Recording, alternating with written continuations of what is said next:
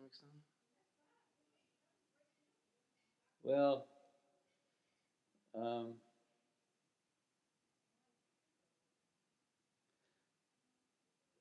I was born in 1937, and my father was Howard Ray Antley, and my mother was Wilhelmina Taylor Mills, and they were married in I think August 15th, 1934, and I was born 3 years later, and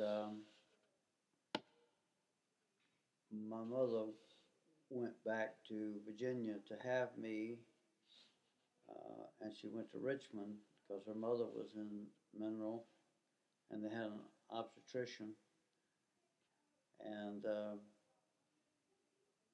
they were concerned about the delivery because my mother was a very small person, and Pearl had been a small person. This Dr. Rucker had delivered Pearl, and so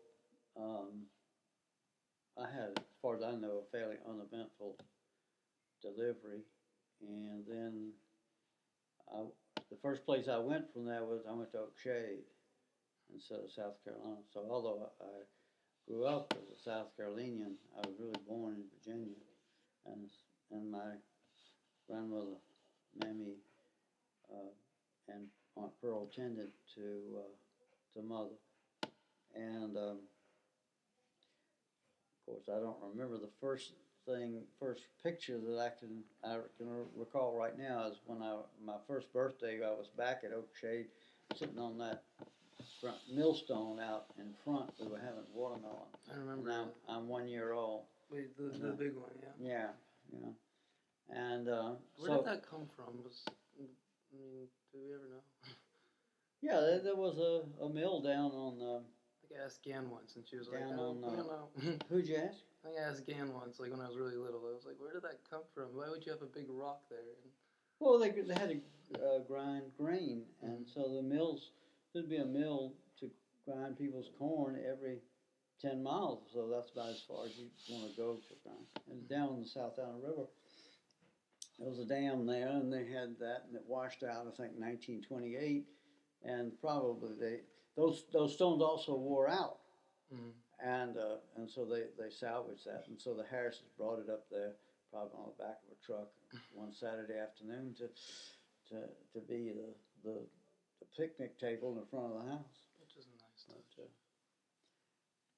So then I went back to South Carolina, and we lived in Rose Hill District of Columbia, and when I was first born, I lived on County Court, which is northwest Columbia, inside, not West Columbia, but no, Columbia, up off just west of Main Street. And we lived in an apartment there. And then when I was a baby, and I was a really colicky baby, and a picture of me really looked unhappy. And I don't know what the story was. I must not have get enough to eat or something, but my parents were distraught by my colickiness and so forth. And you can just see I look awful and they look awful. As a baby? As a baby, yeah. As a little boy, like I've seen a picture where you're like really smiling, and where you're smiling, or the one on the horse a little bit. Yeah. Well, that's 3 years later, 4 years later. And so I can show you that picture sometime. But anyway, so then they moved to the south part of Columbia. So it's a little bit west of the center line, and on Etowah, and I don't remember that. And they had a big German Shepherd dog, which I don't remember the dog, but all my life I've always had German Shepherd dogs since then. It made an imprint on me somehow. I remember Greta. So then we moved to a place I really remember growing up is 311 South Walker Mall, which is right across the street from A.C. Moore Grade School. Do you remember the name of the first German Shepherd dog? Duchess. Duchess? Yeah, I think I remember. I think mother could. Maybe it was mom or. Mom could corroborate that. So and we lived there. And then each summer we would go. There would be polio epidemics. So we're getting on now. We probably moved there maybe 1939, something like that. And we lived there until 1957. So that was my home there. And I remember many, many things of my childhood there. And we had I don't remember much before I went to school in terms of what I guess I didn't do, like most children, I didn't do much with other children. But we had a great front porch there. And I remember when it would rain, we'd get a card table and cover it, and we'd have a little fort inside of that. And my mother had geraniums on that front porch, and we had to carry those in and out. And I thought, if I ever get away from these geraniums, I'll never have another geranium. You know? Yeah. but that's such a nuisance. I hated those things, and we couldn't get paint during the war. And I remember the house there. We rented that house for $35 a month. And my dad would not buy a house. The rent was so low, he just wanted to keep that house. And we worked on that house. We got some kind of, you couldn't get anything to paint or whatever. So we took the wallpaper. It was like gum, and we rubbed it on the wallpaper, rolled it to clean the wallpaper. It did some cleaning. But finally, we gave up on that. We took all the wallpaper down, and instead of being a smooth surface on there, it was this rough, sandy surface, and we painted over that stuff. And it was like a textured wall, a mildly textured wall, and then we had during the war, we had the Air Force base was in Lexington, right across the river, and we had young lieutenants flying. Lieutenants who were training for B-25s, I think, to go to Europe, and they stayed with us. And I remember one of them that they like boarded with you. They boarded with us, okay. Yeah. And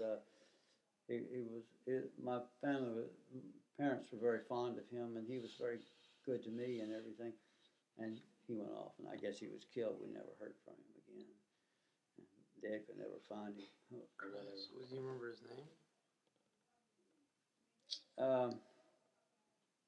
Mother might. I don't know. I was just a little boy. I knew his name for a while, but I can't tell you. And sometimes, one time we had a couple that lived in that front room or whatever, and so I remember it was kind of strange when the war was over and we didn't have anybody living up there. The house got bigger. We could go in there. And I remember my bedroom was in the back. My parents, it was a circular hall, my parents' room, and the kitchen, and I made a circle, and I would run around that circle. And my room was behind. When you go into you go from the hall to my parents' room, and then mine was the back room there, and I had a crib in there. And I remember sitting in that crib, sucking my toe, and that must be one of my earliest memories, because I had to be 1.5, 2 years old or something. Wow. And then we had in the kitchen, we had a kitchen table, and we had benches on each side as you kept canned foods, and people sat on each side. I think my mom sat here. I guess my dad sat there, and I sat at the back, seemed like. And then my brother came in. They gave him my chair, and that was the beginning of a huge conflict. And then my parents weren't very sensitive to integrating my brother into the family. So that was your baby chair, and you had fights with him? I don't know. It was just. It was rude. That I had no rights. I had to give everything up to my brother. It was,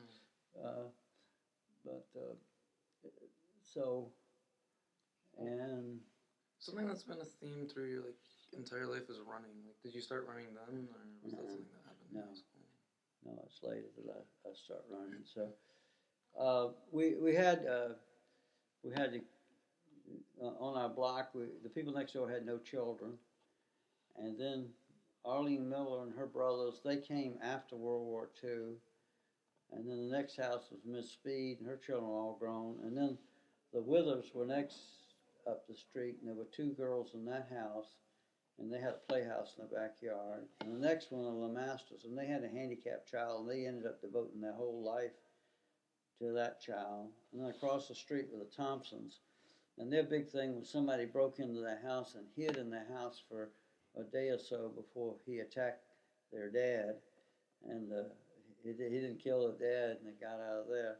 So, but that was always a kind of mysterious house, and it was always kind of scary to think about somebody might be breaking in your house like that, hiding in it. So always to check the house behind the doors and everything, in case somebody was there. And then next door was one of my favorite people was Tommy Hines. Did that happen while you were there, that the guy was breaking in, or was it like a story that went around? Or? Well, no, we were all living there when it happened, but I didn't know till it was after it was over. Oh, yeah. I mean, that was like... But, so Tommy Hines and I, we grew up together. And then around the corner were the Mannings, and Jim and Flip Manning. And Jim Manning got tuberculosis of the spine and was in a Riker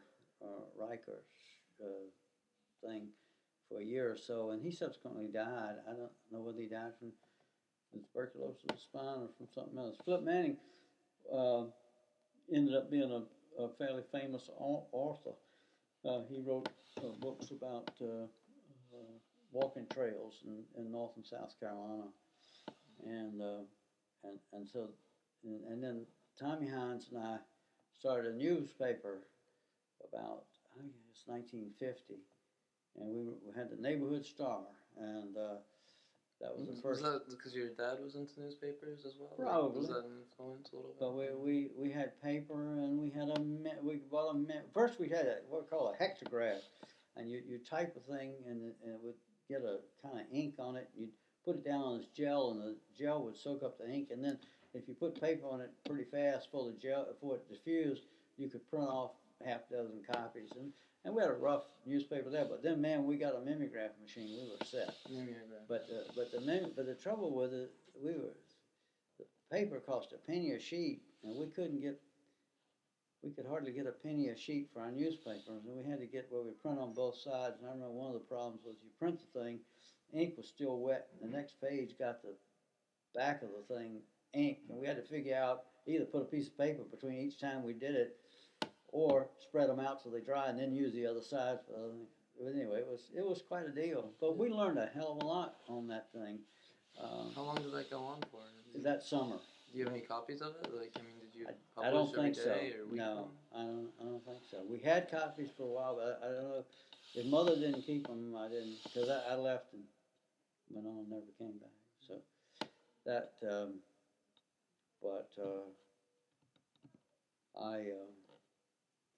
let's see, I've gotten ahead of myself. I got my teenage years. I need to write, this is not interesting to you. I could write it all up about my first, second, third, fourth, and fifth grade at A.C. Moore and all. Those. Well, what are you? Huh? Like, I don't know. Like, that's what I'm kind of curious about. Like, so much of your life I don't know anything about. Like that, for example. Like Colombia in general, for example. Like, I mean. Yeah, well, the more I think about it, the more you'll hear about it. I don't think about it for years and years. Yeah. But I guess the high point was one of the, things, and then was, I went to school and my parents didn't have much expectation for me in school to do well, or if I didn't sense that I was supposed to make really good grades in school. That was kind of a curious thing. My dad was pretty intellectually and all, but he didn't spend any time with me. He spent all this time pretty much reading books and all. And my mother was a doer. She's constant motion and activity. And I, by nature, am a very active person. So I was like her in that regard. And my dad and I didn't get along. Eventually got where I could hardly stand to be in the same room with him, hear his his stories, especially when he got older. His stories got very. I didn't think. I think he knew everything, but he didn't understand what he knew. Sometimes he loved heroes, and he would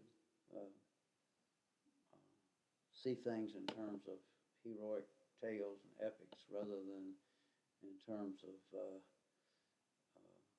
pounds and tons and weights and vectors and the way he thought the world worked, the way I thought the world. Eventually, as I got more educated, became the diverge, and I guess some of that's generational, and some of it is the fact that I got a different kind of education than he had. He had a literature education, and I was much more interested in science.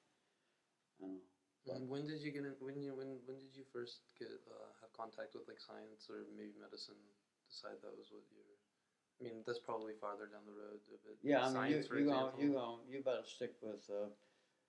You better come back to that. We're not ready for that in this story unless you're going to skip a lot. It's going to get me all disorganized.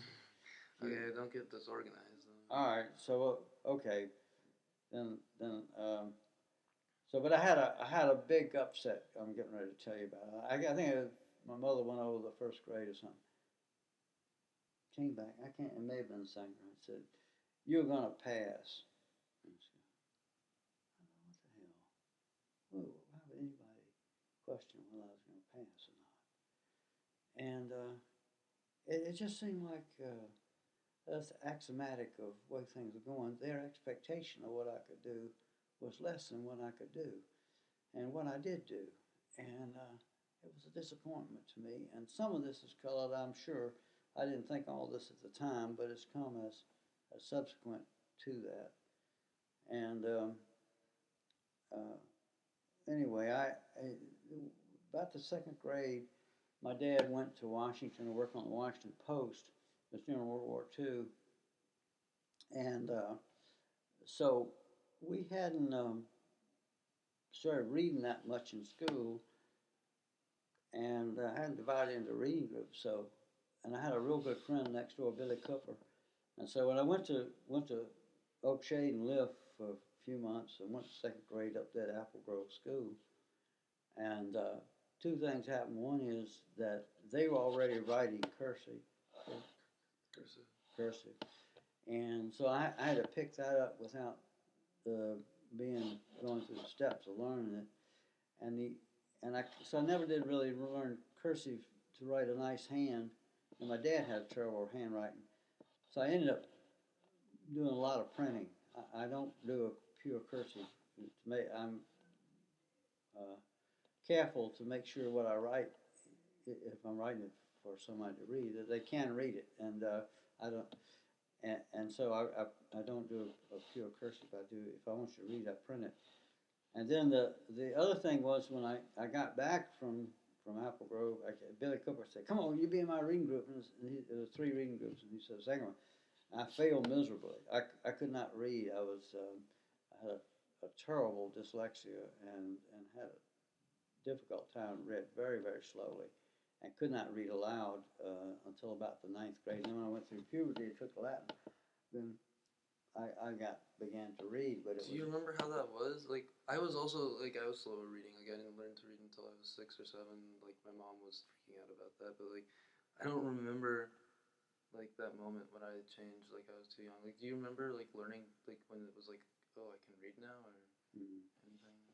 No, it was difficult. I hated reading. I didn't read books and all. I mean, you had a problem. Your problem was more like Angus and Mills. Angus and Mills in the 1st and 2nd grade, they were behind, and then between the 2nd and 3rd grade, you could just look at their scores. They're below average, and they go right above average, and they both of them followed exactly the same thing. I did not have that renaissance or whatever you call it, breakthrough. That early, I got about, and then I always had trouble. I went in medical school. I read 10 pages an hour, but I memorized it. So once I read the thing, and I sat down to read the medical text, and I read everything in the medical text. And so I at that point I had heard of every disease, except I didn't read the neurological section. To when I came back, and then somewhere in the so that went okay. And multiplication table you just had to kind of memorize, and I was a little bit lazy and didn't get that. But then that snapped, and then I was doing math, and there was another guy in my class, Brian Grubb, and I realized Brian Grubb's probably as smart as I was. He could do the math as quickly as I did. And I, of course, I don't know. They all could have been doing it. But So Brian Grubbs was like just your school friend? Yeah. Okay, and yeah, he was asking you to be in your reading group? Or no, this is not. We're talking about the reading group. All those guys in good reading groups, and I was in a lowly group of people who were going into ditch digging and stuff at that point. And then, in the math, I was good in math, and I knew I was good in math. And so each year they'd send me to summer school, and you have to go to summer school for phonics or learning to read or whatever. They didn't have much understanding, or at least it wasn't evident people taught me that they had. They always had a new solution without ever anybody analyzing what the problem was. And I remember one year it was phonics and everything. I learned phonics. And I did get where I could sound words out, but it didn't help me read any fast. And there was sight reading. They wanted all this sight reading. Oh, no, that was it. My trouble was I couldn't sight read, so they're going to teach me phonics. But that didn't get me fast enough to make it was facile. It was still hard to read. But what happened was you had to take math. When you went to summer school, you was dumb in everything. You couldn't just be dumb in reading. You had to take the math. So I got really good at math. So I got a lot of you got twice as much. Yeah, I got this extra time in math. So then in the sixth grade, we had a lady who was a famous teacher locally, and she was supposed to be real hard. And I took her, and all of us in that class took her. And it turns out the group there from Rose Hill, they're all doctors, lawyers, children in that neighborhood. And we went to A.C. Moore, and then we went to Han Junior High. And then we went back from the west side of the boundary, we went back to Columbia High, which is Central High School. Old Central, my dad and my uncle had all gone to. The people on the other side, they all went to Drill, which was a new school, and they did fine. But boy, the people from that who went with me to grade school and then to Columbia High, we did exceptionally well. I mean, doctors, lawyers, professors at the university. But my Cub Scout group is a highly successful group of people now. And anyway, it was then after having Miss Spigner in the sixth grade, we went to Han Junior High School, and at that point, I was in. They divided the class according to ability, and I was in, I think 7-2, yeah, which was not a very academic class, but I did really well. I made straight A's. I think. With the exception of music, I made a C in music instead of or a B instead of a B plus or something. But I was kept off the honor roll by it. But that was the first time I really realized that I was a good student and all. And then it went on until we took the national test. What year? That was 11th or? That's seventh grade. Seventh grade. Okay. And then in the 10th grade, I guess we took a test at Columbia High, and so then out of that class they interviewed 7 of us. And I was one of the people that had scored up. The people came from MIT and interviewed us about coming there or whatever. And then the next year I took national scholarship test for ROTC, and I was one of the qualifiers in Naval ROTC. I ended up not getting the scholarship, but the point is that I'd come from a situation where that I was thinking I was not. I mean, I always thought I'd go to college and all, but from a non-academic, from a class, I've been segregated into the non-performers academically to be among the people who are getting scholarship, some interest in scholarships and all. It was a big step up for me and all. Mm-hmm. And I had considered at that point in skipping the 12th grade, just 3 years ahead of me, they had added the 12th grade. My friends who were 3 years older, they went 11 grades. Maybe it was 4 years older, and the one 3 years went to 12th grade. But anyway, it was in our memory that you. So I was going to the University of South Carolina, and so I went there, I took the test and all. They said, you'd be better off to stay at Columbia High another year, which thank God I did, because I went back and I remember I took the biology course there. Miss Tweed told somebody, that didn't tell me, that I was the best biology student she'd ever had. And one of the things was that I was a senior taking biology. That didn't hurt at all, and of course I was really interested in biology. I just loved biology, and I had chemistry and physics. Was that maybe a point where you realized science? Because before you said it was math. Do you have an interest? Well, math in science? I don't see those as any difference. Okay. You got to be able to. You got to be able to think to do math. If people can write and know it. I mean, I agree that language is the highest form of math, because the shadings, the differences in the words you use are extremely subtle, and that takes the highest level of intelligence. But a lot of people can write somewhat or good, and they can't do math. But there's something. To be a good attorney, you've got to be able to do math, I think. Well, I think they access totally different parts of the brain. Yeah. Okay. Maybe a little simplification. So, and then during that time, I was also in the Presbyterian Youth. And by my senior year, I was president of the Presbyterian Youth. I kind of screwed myself up of being the officer in any of the clubs the senior year in high school, because I'd gotten in my head I was going to university, and so I didn't. If I was nominated for something, I said no, I'm not going to be here next year. So they elected you the year before, and you were turning them down because of that. Well, I hadn't been elected anything, but I mean, as you come to be a senior, then if you're the president of the science club or whatever, then that's the time you would be nominated for that. And if anything came up about that, I remember that year I said, no, I'm not going to be here next year. I'm going to go somewhere else. Mm-hmm. So, and we had a memorable senior. Were you members of what clubs were you members of in high school? I think it was a science club, and I remember more the foolishness that I subsequently thought for not taking some positions there, more than I do what clubs are. And I'm not sure. I think it was a science club. It seemed like there was some other club. It seemed like I worked on the annual, but I didn't. I wasn't that literate to really be able to edit the annual or anything like that. I mean, I hadn't. And the other thing was I worked. I started. That's the other important part. I mean, a lot of themes here. One is when I turned 8 years old, my 8th birthday, I remember working and thinking, I should be having a birthday today. And I was out delivering papers, starting on this paper route. And we would charge 20 cents a week. And that'd be 80 cents a month. It should be for the 4 weeks. And we'd sell the paper for 75 cents.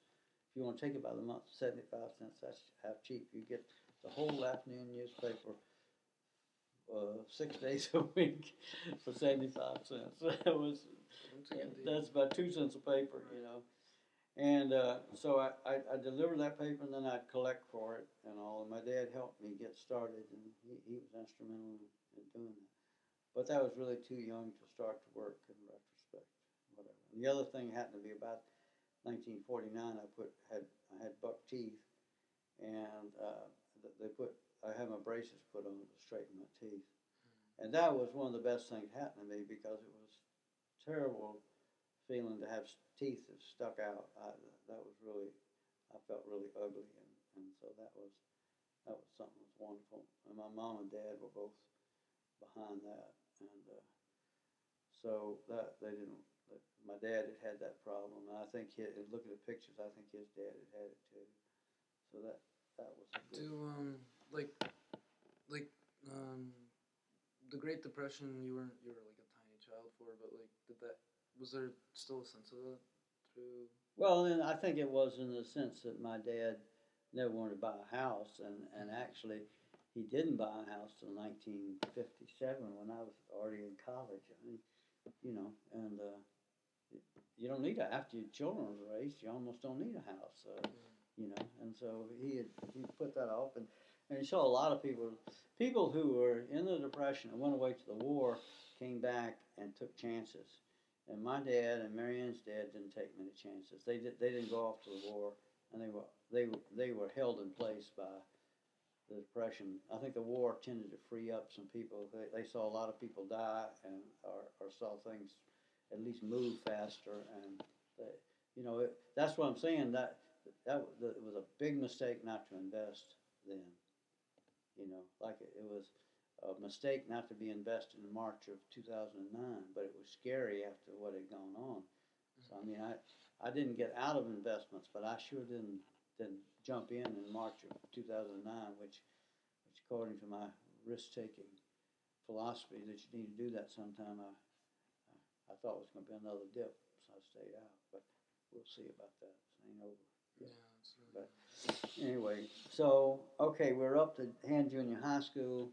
I'm doing well in school, and I go there for 3 years, finish the 9th grade, and delivering my paper out, and I go to school, come home, deliver my paper out, do my homework, go to bed, and get up and do it over again every day. So I'm really regimented there. Go to high school, it's the same thing, and I'm not a bad student, but I'm not an honest student, you know.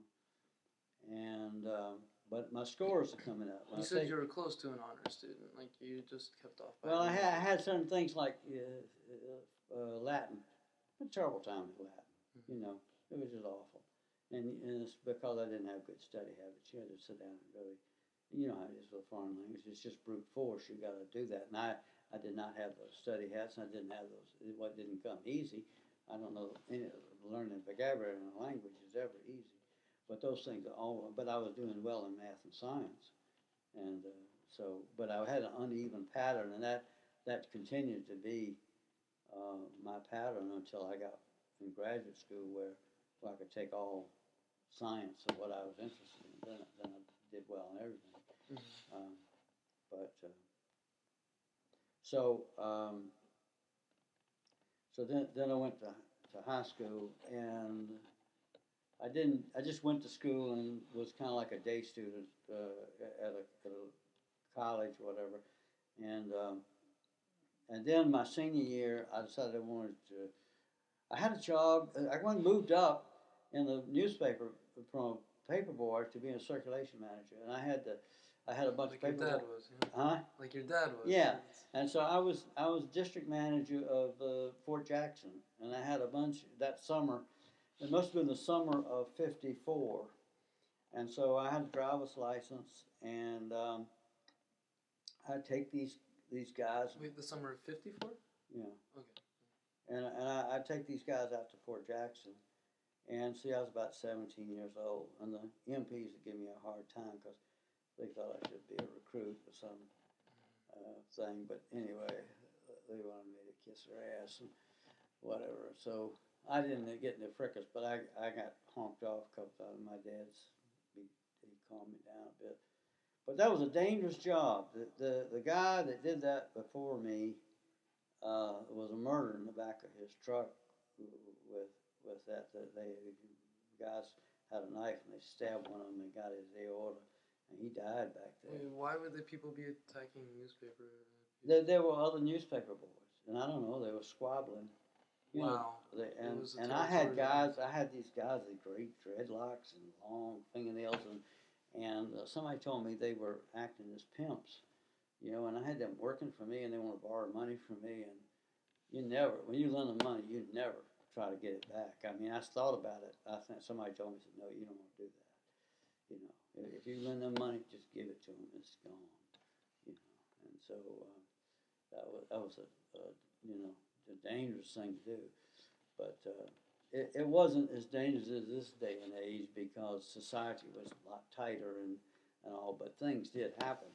And once they happen, it's immediate danger. But there wasn't, I don't think, the kind of ubiquitous danger that you feel now. Things. But anyway, maybe it's some knowledge. But This is I would publicity. never agree to you doing that. Well, For that's David or terrifying. anything now, Yeah, you know. dealing But with anyway, those. we did that. So anyway, my senior year I decided I was going to run. I wanted to do something for it, and so I went out for. So before this, you didn't run at all, or No. you did run occasionally, or did you play sports at all? Like, what was your athletic? I didn't do anything background? athletic except when I lived across the street from the grade school. We had a baseball team, and I kind of organized that, and I got the preacher to be our coach and everything. And I remember I'd be playing shortstop. He said, "Well, I'm gonna hit the ball between somebody's legs," and there we go. I wasn't quick enough to catch that ball, but and we tried to have pickup teams, and we got a field. I don't know. Somehow they didn't want us to play in the schoolyard, so the mayor owned some lots down in my paper route, and asked him if we could do that, and so we tried to develop those. It was all grown up brush, and we mowed that and got kind of a backstop, but that never did come to anything. But the point is, I was constantly organizing projects and doing things. I was a doer. I had a lot of things I was doing, and but anyway, I started to run track. I was uptown one day. I ran home. It was a couple of miles, and so I decided I was going to run, and I went out to Columbia High School to run the mile run. That was the longest run they had, and I didn't have enough foot speed to run a short race. So my dad said he had run an 11-second 100-yard dash, but I don't think I could get better than 11.3. And my best 440 time ever was 57.4 or something like that. So really, I would have had to run flat out 59 instead of gotten a 4-minute mile. You know, it was just. But that's so running was kind of tough. Well, anyway, I went out. You just decided to run. I decided to run, senior and I year. went out and I did everything the coach said, and I ran so hard I got a marching fracture that first year. All right. My leg and my foot broke. I couldn't believe it. And the coach didn't believe it either. I told him I heard it crack, and I told the orthopedist. He said, "Oh yeah, you got a marching fracture." Took a picture of me. Well, that healed. I never had. I had shin splints, terrible shin splints. And but I was starting because when I went in the summer before I went to Davidson, I ran all summer, so I got third in the cake race. I thought I was going to win the cake race, and I got up there. Of course, there were really fine runners that were ready for the cake race too. Yeah, they wanted the cake. Well, but Coach Whittle came out and pulled me in and said, "You're going to be on a cross country team." So I got a went there. But was that kind of your social group in university, the running team, well, social group was my fraternity, and but I was you're close to people on cross country. That's kind of like that was hard work, and you were like going through combat with a bunch of guys. You have a certain closeness to them. And so then I went to the University of South Carolina and enrolled that summer of '55. It cost $200 to go to summer school, and so I had put in for application to Davidson, and I think it was on the wait list, and they called and said, "You're accepted." And my mother said, "Well, you got to go. You're Presbyterian, you got to go." So, Presbyterian. Yeah, so so. That was great. That changed my life. That was the reason I was able to go to medical school and everything.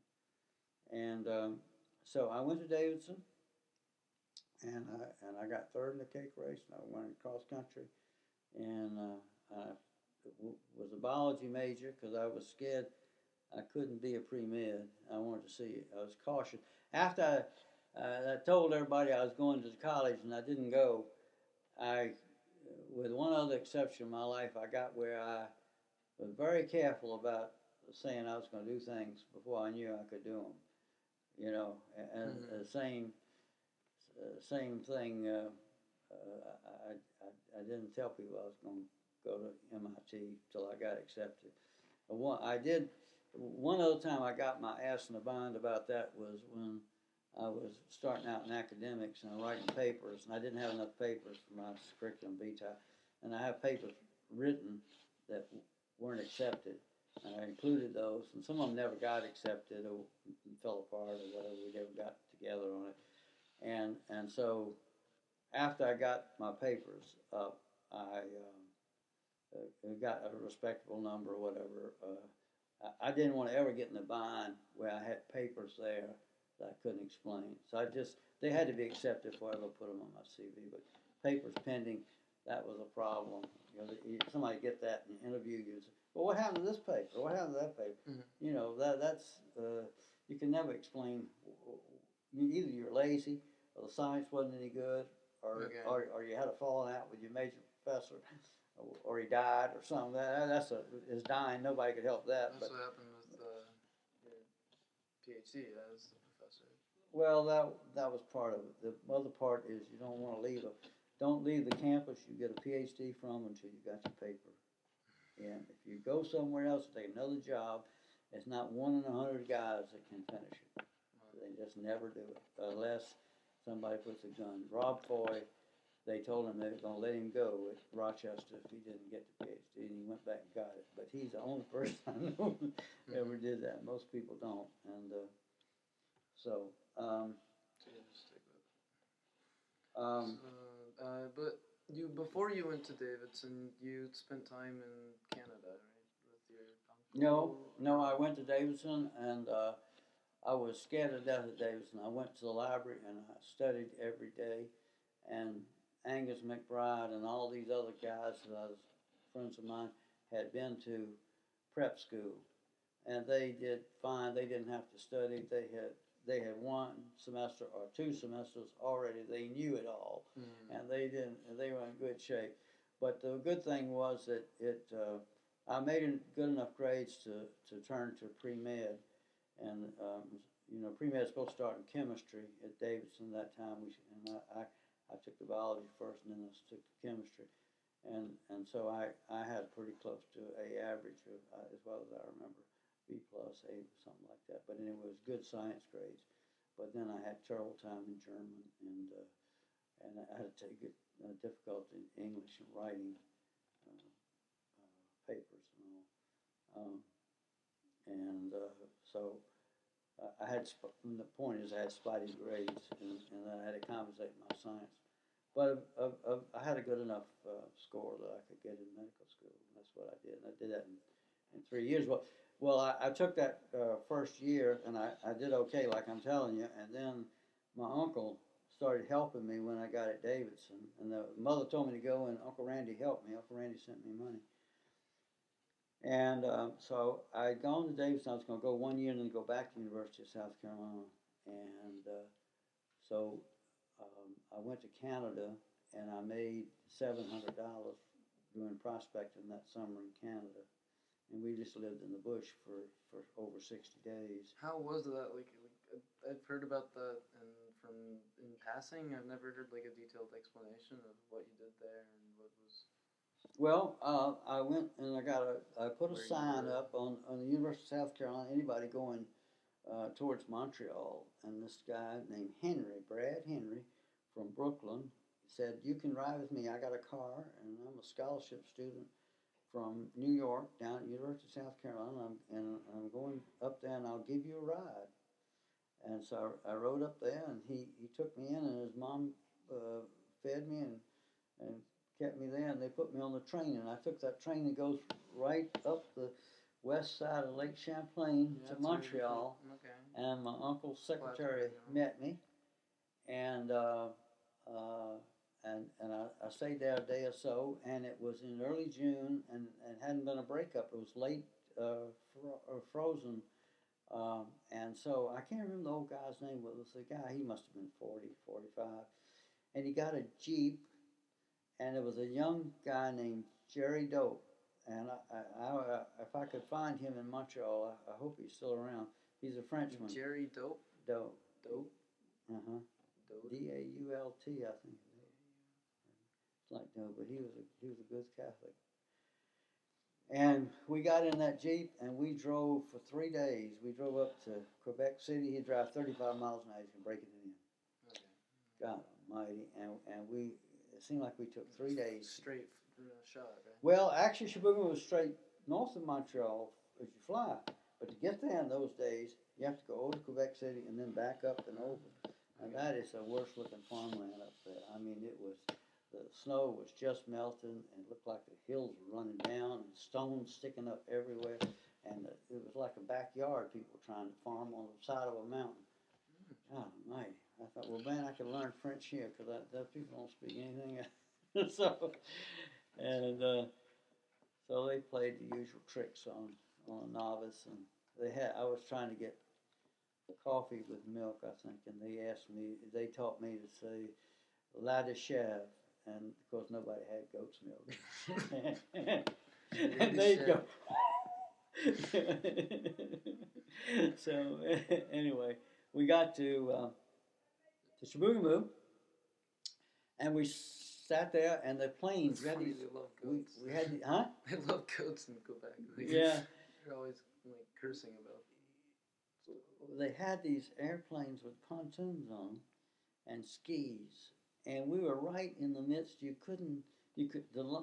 ice was so unreliable you couldn't land with skis, but it wasn't solid enough that you go with pontoons. So we sat there in that camp extra week, and we had a late start in that June, and we got into our campsite, and I remember we had this old guy he actually liked a carpenter. And he, I think he just came in to set the camp up, and he said, "What are you getting in a hurry about? Whoever made time made plenty of it. We're just going to take our time putting this camp up." And I thought, these Canadians, they're a Frenchman or something. Yeah. They're not very industrious. But we took and put logs down, and then we notched the logs and made the cross logs, all got them level. By doing that, then we put plywood floor and plywood sides, and we put a screen and a tent over it. And we had a house for the summer. We had a kitchen house and a bunkhouse. We may have had 2 bunkhouses. I don't remember. We did that. So you built the house right there. We built the house right there within a couple of days. That's good. And they'd fly us in. Is it still there? Have you ever been back? No, I've never been back. It's got to rotted down. See, that's 50 years. Mm. But Jerry Doe's probably, he's either my age. He's probably a year older than me. He's probably dead by now. He might be. I don't know. But we could look him up. yeah, I'd like to. He was a good person. He was really a good person. But we had this crazy guy from Maine. He lives in Montreal, you said? He came from a French family, probably right up the hill from where you are. Yeah, the French section up there, telling a large French family. We could walk by his house the other day on this tour there, but I wouldn't have known it. But I bet his English was good. I bet he's been pretty successful. Well, we got this guy that had been. He was a very nice looking man, but he was crazy. And we sat there in the camp. We get up and we're supposed to go prospecting. He said, "Oh, the bush is wet today. We can't go out in the wet bush." And we said, so finally. Wait, so who was this guy? Like exactly Carbet or Carbolt or like, Carburn. Was he your manager? Was he the? He was the camp chief or whatever. And it was Jerry, me, camp chief, and this guy that built the place. And there may have been somebody else coming and going, and the Indians would come by once. Wow. And so. Do you remember the name of the tribe by chance? The who? The tribe? The Native Americans. No, we never talked to them. Somebody negotiated with them. We give them bread, and they bring us fish sometime. And and of course we can't catch no pike up there all the time, but they could catch walleye. That was that's what they had to offer. I don't think we caught many. Mm-hmm. Oh, and we had Dr. McKenzie, who was from Michigan State School of Mines, and he came and stayed with us for a while. And they were out in the canoe. I went and jumped in the canoe one day, and I turned the damn canoe over. Dr. McKenzie was in there. That was shit hit the fan about that. I was just too rambunctious. Mm-hmm. But and the other thing happened. I hurt my back. Jerry and I were moving this log, and I carried it with a back bent over. I carried that hurting back for almost till to now. But that was a relic of that thing. But and we'd get the Hudson Bay Company. I remember ordering grits, asking for grits, and they sent us a note back saying I never heard of them. And they'd bring us in a side of beef, and we had a thing, net, wire, screen, cage, and we put that meat hanging in there. So you really got aged meat. That was very nice. And we lived like a king. Well, finally, I think this Corbet guy, he was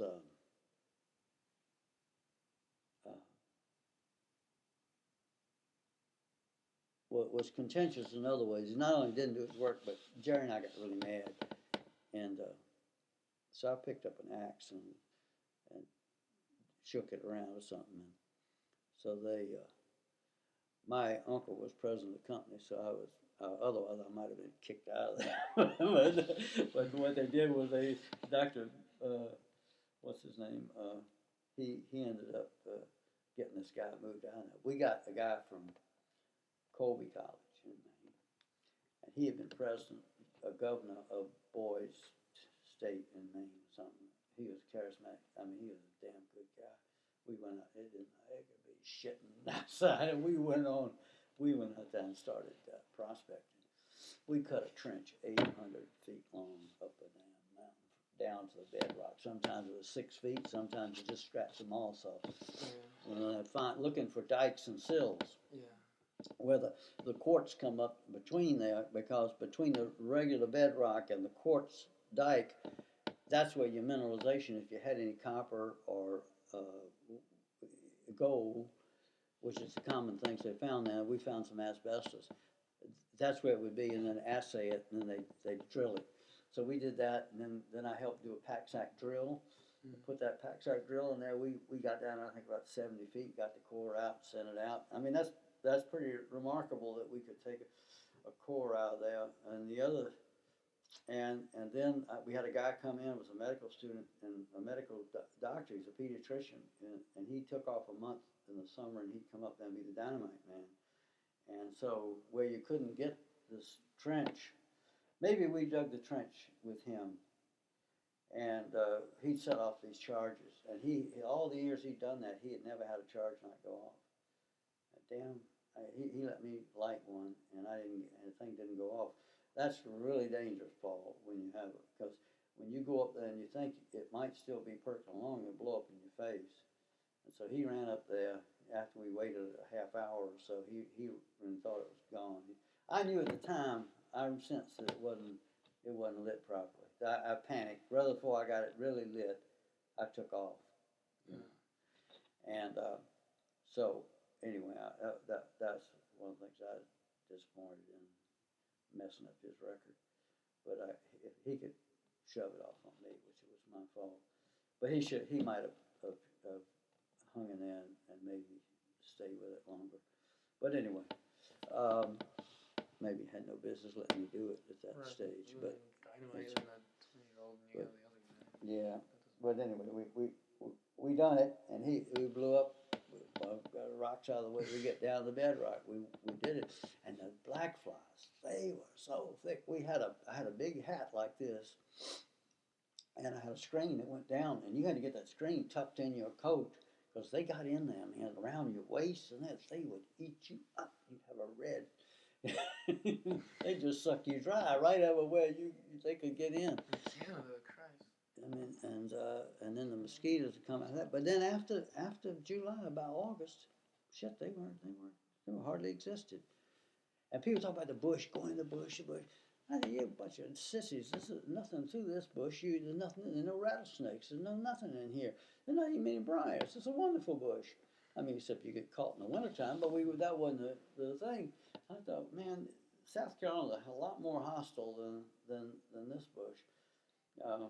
The weather's what's the problem up there, and the distances are. And so one night, I remember we we figured out we could walk to Shibuya.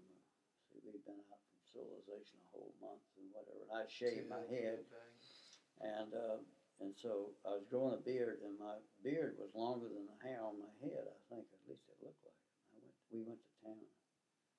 Somebody, a bunch of damn roughneck miners there. I mean, it was so bad that some guy tried to get married, and it was an absolute riot because there were only 3 women in town. There must have been 3,000 men, and they weren't going to let that girl get married. Oh my God. So, anyway, the guy said something about, I thought I was so smart with no hair or something. So I put my hat on. And so we had to get back in our canoe and paddle back to our place. I can't remember whether we must have spent the night, because I can't imagine we get back down in the bush and all. But see, we'd flown in, but we figured out that there was a way we could go up the stream and then walk over and get to Shibuya. And if we did, we were within a day's hike of Shibuya. And the other thing happened that summer was that these guys across the way were drilling, and they were all French. I learned more French working for them in one day than I did with Jerry or this other guy. So wait, was it one of your friends that was trying to, or not one of your coworkers that was trying to marry the woman? Or No, somebody in town. That was just what was happening. That was just a tale we heard when we went to town. Yeah, okay. We were catching up on the gossip. Yeah. Right. Were they all speaking French there, or was that English mining? Or? Well, they're both. Okay. Both. There wasn't this big Francophile thing out in the open then, but I mean all the roughnecks were French. You know, the people doing the hard work and everything. But the thing was owned by people like my uncle who was English speaking. You know, that's like it's always been. So, so I worked for. They went over there and we were working on a drilling rig, and they had a big engine running there. We had a little old Briggs and Stratton motor, you know, like on a lawnmower running our drill, and we only went 75 feet. I don't know how, but we'd pull those rods. You know, the 75 feet or whatever, I don't know, 50 feet. Mm-hmm. They had more than one rod, and we got on our whole core, I think. Mm. But they were seriously drilling over there for somebody, and they didn't have anybody, and they didn't even come on that work. Well, shit, I think I made $60 in one day. I thought I was going to make $200 for the summer. I mean, that was $200 a month, $600 or $700 for the summer. I was probably going to make $600, and I probably made another $120 working for them. That was great. They were so parsimonious, though, the company running it. They charged me for food. I said, no, you can't charge me for food. I got my own food over there. Uncle Randy's giving me all the food. I held you your damn food. But they still took it out of my wages, you know. Yes. But that's all right. I remember that was a high point for a long time of how much I made in one day. You know. That was good money. Did that tempt you to just stick around and do that, or do you know always that you? Well, I didn't want. I should have known that I didn't want to. That's dangerous work. I didn't know how dangerous it was. But Ballard tells the guy that grabs a rod, something happens, and takes his glove off, and his fingers in the glove. He got no fingers anymore. And people get killed on those oil rigs, you know. And I'm sure that the same thing. And the other problem is there was no telephone. If I had gotten injured on that, there was no way to get me out of there. You could have they could have flown in a guy, but there's no way to tell them we got to have a plane in here right now. And then they'd have to take me all the way down to Montreal to get me fixed, I think, or whoever it was. So it was not a good. I remember when I was 10 years old there. I told you about Miss Speed lived down the street, and so she had a great pecan tree about as tall as one of those things. So pecans up on top of a tree, they wore them down. So I was a little orphan, and they said, go up there and shake that tree. So I went there, get 10 cents for shaking that tree. I thought, man, I might not live through this thing. This is crazy. I can't even out of tree. I never did that again. You know, but people didn't supervise children. They said, oh, we're sorry, I killed him. Yeah. I think it was Miss Speed's children had me up there. I don't think Miss Speed would have. But you know, young people, they don't have any gumption. Or something happens to them, then they realize how dangerous things can be. when you're young, you take chances that are crazy. You, the older you get and the less life you get, the more careful you are with preserving it. Young people throw away their lives. Well, I think you have more memories to protect later on in life. Yeah, memories to protect. Well, more things that you're enjoying. Yeah. Well, I must say that I enjoyed being an adult much more than I ever did being a child. Makes sense. I mean, you're bigger and yeah, you can control things a bit more. I hope. I mean, but I'm sure a lot of people don't do that. But if you can make some money, you can control things. Yes, and you don't run up a debt. If you run up too much debt, you're going to be controlled. But if you the thing is, actually, I used to say, well, I don't want 4%, 6% on interest or whatever, and that's not really enough because inflation is 3% and taxes are 40%, and you got to make more than that to accumulate. But so you need to get more than 7% to probably break even. But the point is that even if you don't break even, if you save consistently for 40 years and you save 10% or some reasonable fraction of what you earn, you're going to accumulate quite a bit. And this thing you're trying to make, you can have some little money for speculation, but you shouldn't speculate but say 10% or 15% or 5%, but it should be all measured and carefully thought through. But I thought, well, I'm going to make a lot more money off the stock market than I ever make off of working. Well, people make most of the money they make off of working. That's exceptions, but that's the thing you can count on. That's what you say. It really is true. The secret to investing is not losing. You get companies that are 90% predictable and don't have any debt. You're probably going to come out all right. There's occasional CEOs going to go to Mexico with all the money or something. And Oracle is bad management. Ellison takes every bit of the money. Pfizer has been terribly managed for the last 10 years. The executives are either incompetent and or stolen all the profits out of the company. All right, so we're an hour.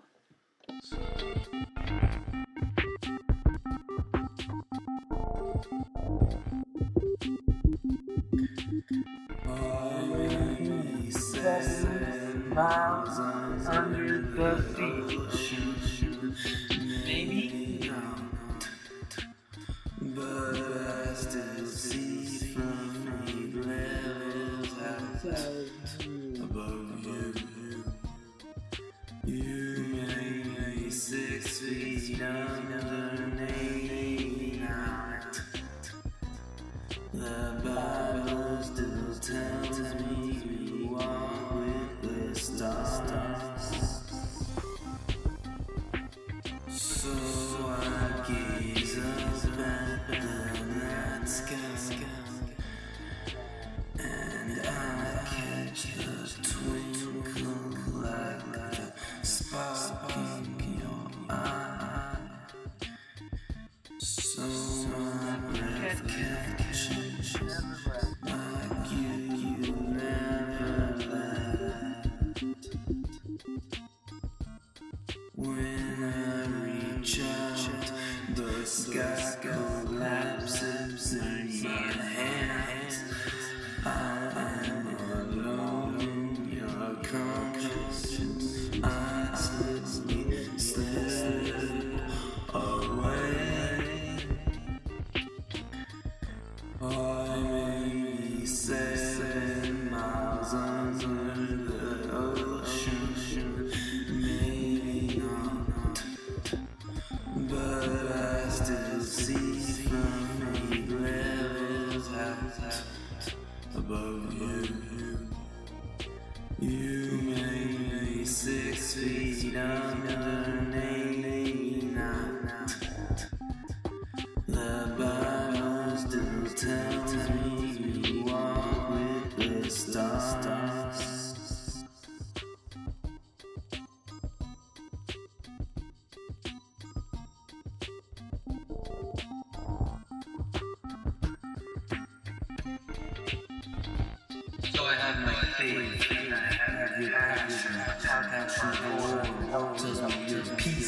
you're ready, we'll be together again. That's for even if you're no longer there, even if you forgot. In my heart, as sure as the creatures bubble with joy after the winter cold, and the autumn Winds wind every year send warm shivers through turning leaves. Can't shout, will be forgot.